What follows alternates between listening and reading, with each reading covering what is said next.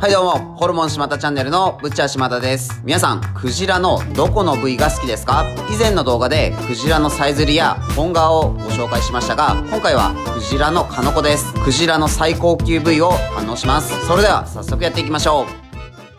こちらが今回用意したミンククジラのカノコです。カノコとはクジラの顎骨を覆っている部分で脂肪の中に肉が点々と散らばっていて鹿の子の模様に見えることからそのように名付けられました。なんだか見た目が特徴的ですよね。霜降りとはまた違った油の入り方です。既視感あるなぁと思ったら以前鹿のペニスをカットした時の断面がまさにこんな見た目だったので鹿の子ってそっちのことかと思ってしまいました。クジラの肉には抗疲労機能を持つアミノ酸、バレニンが大量に含まれていて筋肉耐久力アップや疲労防止、抗酸化、美容にも効果があります。あまり普段の食卓に馴染みのないクジラ肉ですが、実は日本でも昔から食べられている貴重な食料の一つです。特に戦後の食糧難の時代に全国に広まりました。ですが商業用の捕鯨が禁止されクジラ肉の消費は大きく落ち込みました。現在漁は再開されていますが未だに以前のような消費には戻っていません。食肉が禁止されていた時代には魚として扱われイノシシに食感が似ていることから江戸時代にはイノシシは山クジラという隠語で呼ばれていたそうです。今回はこのカノコを使って刺しと炭火焼きで食べてみます。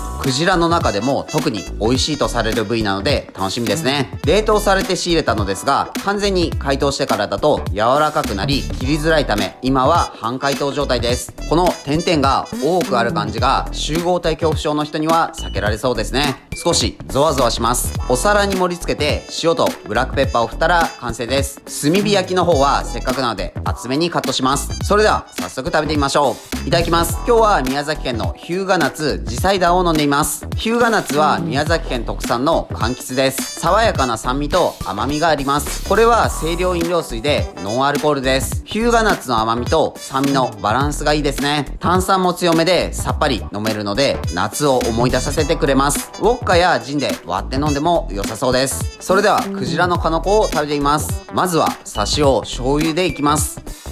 美味しいです。歯ごたえがあって噛めば噛むほど油から旨味が出てきます。今までクジラのさえずりと本革を食べましたが今回の鹿のカノコが一番自分的には美味しいですね。本革とかさえずりはどこか磯っぽさがありましたがこのカノコは全く臭みがありません。言われなかったら牛肉と間違ってしまうかもしれません。次は焼いて食べてみます。